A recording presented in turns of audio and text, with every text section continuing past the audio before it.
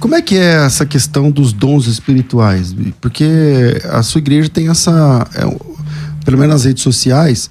Aliás, sobre rede social, cara, por exemplo, quando é que começa, não sei se é o meu que tá tocando aqui, quando é que começa essa questão de estourar nas redes sociais? Pandemia.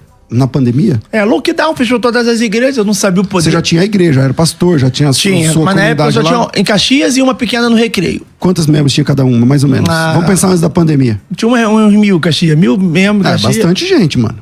É bastante gente, já era grande, então. Então, tava começando, né? E aí entra a pandemia, como é que explodiu, assim, para as redes sociais? O que você acha que aconteceu ali? Deu lockdown, né? Todo mundo trancado. Eu recebi muitas revelações de Deus. Eu tenho quase 3.000 anotações dentro do bloco de notas do meu celular de revelação que Deus me dava. Relacionado ao que acontecia no mundo, relacionado ao que acontecia com os amigos. Eu tive muita experiência na pandemia. Aí quando você tinha uma revelação, você anotava? Eu anoto. Anota? Anotava não, anoto até hoje. Até hoje. Se eu esqueço, minha mente me sabota, né? Eu vou pensar uma coisa aqui agora, daqui a pouco eu esqueço. Então eu anoto tudo que Deus me dá. Tudo que é precioso é pra ser guardado. Você não guarda dinheiro no cofre. Você tem isso no celular, no bloco de notas? Tem ali. Você vai anotando? Vou anotando tudo. Lá. Se Deus me der uma coisa aqui, eu anoto. Data, hora, local. Tá, sobre mim, o que você anotou? Olha aí, ó. Daqui a pouco flui. E aí, eu comecei a fazer uma live na época no Facebook, depois migrei pro Instagram. Na época o Instagram não era tão forte. Você lembra quantos seguidores você tinha, mais ou menos, no começo da pandemia? Eu tinha uns 300 mil. Uns 300 mil, não é isso? Uns 300, 400 mil? Já era bastante, né, mano? Já era bastante. Mas eu quase não usava mais o Face. E aí comecei a fazer as lives no Instagram e começou a crescer o número de seguidores. E eu sei que ficou batendo 26 mil pessoas ao vivo. Caramba, mano. Só você sozinho ali? Meia-noite, sozinho, live de meia-noite. Eu fiz 40 dias de live. E só subindo o número de pessoas? Subiu. Aí depois bateu 1 milhão, 1,5 milhão, aí vai crescendo. Caramba. E é Deus mesmo, sabe? No YouTube também foi a mesma? Você fazia só no Insta? Na verdade, no YouTube eu nunca fiz. Aí como acontece? Isso tudo aconteceu de viralizar na internet, no YouTube. Eu fui pregar numa igreja, Deus me usa desde os 14 anos de idade nos dons. Porque hoje é uma raridade ver isso, mas no tempo que eu vim, eu sou novo, mas no tempo que eu peguei era normal. Tinha um culto no Rio de Janeiro chamado... No Rio tem muito disso também. No Rio de Janeiro tinha um culto chamado Poço dos Profetas. Danielzinho, Samuelzinho e Jorginho, na época. Aqui em São Paulo não é muito comum, mas não quem conhece o Rio, lá é muita igreja... Isso. Ultra pentecostal, vamos dizer então, assim. Eu ia no culto quando criança chamado Poço dos Profetas e a gente, em todos os lugares, eu vi coisas absurdas em Deus lá. Então eu cresci nesse meio, nesse ambiente. Eu ia numa consagração que tinha que tirar a sandália dos pés para ir no culto. Dirigido por criança. Criança de 8 anos, 9 anos, 10 anos de idade que sentava atrás da mesa e entregava a profecia igual gente grande. E quantas pessoas iam no culto? Não, lotava. E quando acabava o culto, ele voltava a ser criança, tava brincando lá. Não pensei nem os garotos que estavam dirigindo o culto. Coisa sobrenatural. Então eu cresci dentro desse ambiente. Então na época era tipo meio que normal. Nunca foi normal, mas é meio que normal. E hoje você era mais... Enfim, tinha mais, né? Hoje, você vê essa diferença entre São Paulo e Rio? Porque, por exemplo, quem conhece, eu já tive programa de rádio lá no Rio de Janeiro, então eu ia toda semana pra lá. Eu vejo que as igrejas do Rio de Janeiro têm mais essa experiência ultra pentecostal, assim, de igrejas que começam e daqui a pouco tem lá milhares de pessoas em volta, cultos diferentes, vigílias, mega vigílias e tudo mais. E aqui em São Paulo não é muito assim. Eu já... porque você é paulista, sou carioca, aí tem versão diferente. Eu já acho que aqui todas as igrejas... Tô aqui. Você vai ali no Brás, ali todas as igrejas hoje de nome grande, a maioria claro, tá ali, né? São Paulo tem mais... Claro, até mais. Mas eu tô dizendo assim, o tipo de culto de São Paulo é mais tranquilo do que o tipo de culto do Rio de Janeiro, então, não é? Como eu tô dizendo, eu sou suspeito a falar porque eu acho que essa frieza espiritual tá pegando muita gente. Na época era mais fácil de encontrar, hoje não tá tão assim. As igrejas que eu ia na época, que eram avivadíssimas, hoje já não são mais. Entendeu? Eu amo cultuar aqui. Eu fiz um culto aqui no estádio da Portuguesa recentemente, 10 mil pessoas. Foi sobrenatural, 300 pessoas manifestadas endemoniadas. Saiu num jornal famoso. Aí dizendo que a nossa equipe presenciou surdo ouvir, pessoas vomitando sangue, e foi sobrenatural aqui. Como é que é lidar com essa onda de tipo sinais que a gente sabe que não depende da gente, é coisa que é de Deus, acontecer tipo isso que você falou, mano? Tipo assim, o que você já viu? Igual você falou surdo, fala uma história ou duas aí que você fala, mano, Que me marcou. Isso aqui aconteceu e eu vi. Fala aí. Tem um vídeo que tá com 15 milhões de visualização lá em São Gonçalo, no TikTok, fora em outras redes sociais. Só no TikTok tem mais de 15 milhões e uma coisa que me marcou. Eu tava fazendo culto... Como é que a pessoa acha? O que tá escrito lá? TikTok? Tá acho que é Leonardo Salles Zero, alguma coisa assim. Eu fiz uma época assim... Não, mas o nome do vídeo, você sabe? Ele tá fixado dentro dos primeiros. É só ver lá, Miguel, uma criancinha. Eu tava pregando em São Gonçalo, que hoje é a maior igreja que nós temos. E tava em obra ainda na época. Eu tava fazendo um culto e de repente sobe uma mulher em cima do altar dizendo assim: pastor, tem uma criança passando mal ali. O senhor pode orar? Quando eu olhei, tinha lotado a igreja, tinha um buraco no meio do povo e eu vi que tava chamando a atenção ali do meio do culto que eu não tinha visto. E eu desci sem saber o que o menino tinha. E o menino tem 8 anos de idade. E aí quando eu desci, ele tava tendo ataque epilético, porque ele tem ataque epilético desde quando nasceu. E tinha 2 anos que ele não tinha essa crise, mas por muitos anos ele vivia indo pro hospital. E aí eu não conhecia aquela família. Quando eu cheguei, o olhinho dele virado, a língua dele virada, espumando pela boca, uma coisa bem... Só que eu tava tão cheio de... Tipo uma convulsão, assim? Tipo um... Tendo uma convulsão na hora, o vídeo mostra bem claro. E eu acredito que ele tem um probleminha, né? Mental? Assim? Tem acho que uma deficiência. E ele tava tendo aquela crise ali na minha frente, a mãe ali tentando abanar, o carro chegando pra pegar, pra levar ele pro hospital, a avó desesperada. Mas eu tava tão cheio de Deus que eu não pensei, porque a fé não faz você nem pensar. Se você pensar na lógica humana, você não faz. E eu coloquei a mão na barriga dele e gritei: Miguel, em nome de Jesus, agora todo espírito que causa crise de ataque epilético sai agora. Aí mostra o vídeo, ele voltando assim a vida, aí sai, começa a sair uma gosma branca da boca dele, ele volta, a mãe começa a chorar. Eu falei: cadê a crise, mãe? Passou. Cadê a crise, mãe? Passou. Cadê a crise, vó? Aí ela: meu carro é quebrado, eu levo esse garoto pro hospital sempre e não acontece o que. Nunca mais teu filho vai ter crise de ataque epilético. Leva ele pro altar. Ele levou pro altar e foi uma... Caramba, o menino tinha... É Miguel o nome dele? Miguel. Quantos 8 anos de idade. Ele acordou, ele começou a fazer carinho na minha cabeça. Ele reanimou, você vê a vida voltando ali. No mesmo momento da oração. Na hora, instantaneamente. Aí o vídeo viralizou também. Isso foi o que foi gravado. Uma das coisas que me marcou foi quando eu não tinha mídia, não tinha Instagram, não tinha Facebook, eu era adolescente, eu só tinha 2 camisas pra pregar, preta e a branca. A branca ficou preta, a preta ficou branca, luta só. Hoje o Marquinhos Gomes é meu irmãozão, mas na época eu não conhecia. E ele já era famosão. E ele era famosão e tava na época do ápice daquela música, Jesus Rei da Glória. O meu Deus não está morto, nem pendurado no madeiro.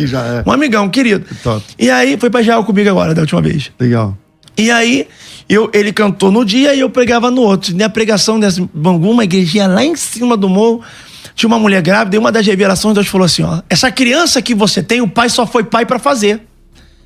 E a tua família rejeitou, só que tem que quarta-feira passada você ia abortar.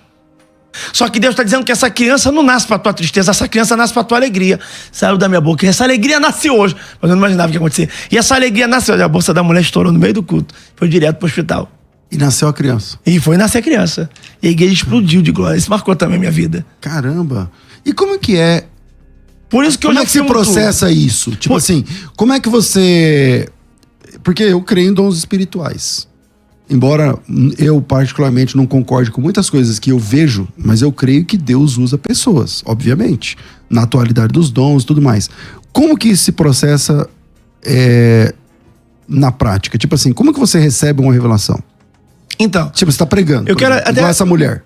Eu quero até concordar, primeiro ponto que você falou aí, porque, por exemplo, todo mundo acha que Deus me usando em dons espirituais, eu bato palma pra tudo que eu vejo. Pelo contrário, eu sou a pessoa mais crítica que você pode conhecer, porque eu sei que no meio disso existem muitas pessoas aí que você vê nitidamente. Hoje tem live do Instagram, a pessoa tampa o olho aqui, né? Tampa o olho, aí pega um papel, uma caneta, eu vou revelar pra você. E aí bota a mão tampando o olho assim, quer dizer, aí bota um celular embaixo, outro aberto, fica vendo aqui as pessoas e é uma bobeira. E uma coisa também que todo mundo fala aqui, por exemplo, revelação de nome, revelação de CPF, revelação de identidade. Aí tem você tem esses barulhos de CPF? Nome sim, CPF não, por que vai mudar a tua vida? Eu vou revelar teu CPF, exatamente. Pega teu documento e vê. Vai mudar o quê? Eu vou revelar teu CPF, pega o documento e vê. Não vai alterar nada na tua vida. Isso aí. Então, o dom serve pra edificar, exortar, consolar e encorajar a igreja. Então tem gente que vai revelar teu nome, teu CPF e não vai falar nada com nada. Ó, a luta tá muito grande, o diabo tá com fúria da tua vida, de quem ele não tem raiva? Você está colocando uma chave na tua mão. Que chave? De fenda, de casa, de loja, de... E se falar meu CPF, esse eu já sabia. Eu quero saber o que eu não sei. É isso aí, é um direcionamento de Deus, sabe? Então, existem muitas pessoas hoje que não têm temor e engana aqueles que são leigos da fé, que não têm um conhecimento, uma base bíblica. Então, esses automaticamente são muito facilmente enganados. Como você lida... Porque, assim, quando cresce no YouTube, eu tenho, sei lá, 0,000% do tamanho na rede social que você tem, e eu já vejo isso pra mim. Muito hater. Muitas pessoas que, tipo, o cara não te conhece e já chega falando mal, né? É diferente do cara que fala assim, isso que ele falou eu não concordo, porque aí sim eu tô aberto. Por exemplo, eu tô falando uma coisa aqui e você tá lá na rede social, você fala, não concordo com isso que você falou porque a Bíblia diz isso assim. Ok, beleza.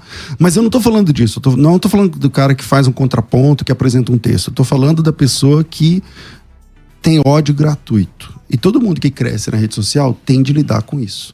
Porque tem pessoas que eles não querem saber, eles só querem falar mal, só querem machucar. Como você lida com isso agora? Olha, eu vou falar uma coisa, não me entristece, não me atinge nada, porque eu acredito que a rede social só dá uma exposição maior do que a gente sempre viveu. Na escola tem alguém que nos persegue, no trabalho tem alguém que não gosta da gente, um vizinho não gosta da gente, todo mundo que... A pessoa pode morar no bairro mais de comunidade, mais complicado de se viver, mais pobrezinho. Se o camarada trocar o carro dele de um Uno por um Gol, o vizinho já vai ter inveja, vai falar mal. Se a pessoa trocar um carro, pode ser financiado, vai falar, tá com dinheiro, pra mim deve ter alguma coisa errada. Então, todo mundo vai falar. Ainda mais eu, porque como eu vim da Assembleia por muito tempo, e eu tenho muitos amigos assembleianos, mas a Assembleia da época que eu vim era muito rigorosa. Eu dormia de calça. Não podia nada, exatamente. Porque senão o anjo não me visitava, é o que me ensinou. Então não podia andar de bermuda, não podia ver televisão, não podia fazer nada.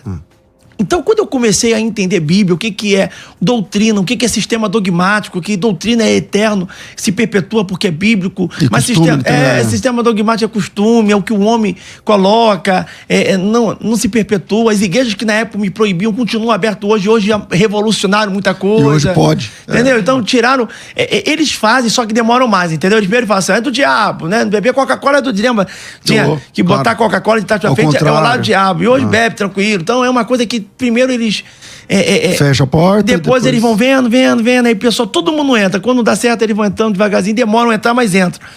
Então eu perdi muita fase da minha juventude por causa dessa cobrança muito grande desse sistema que existe. Então, quando eu descobri que eu não preciso disso, então imagina, eu tenho 32 anos, eu sou novo, eu comecei novo.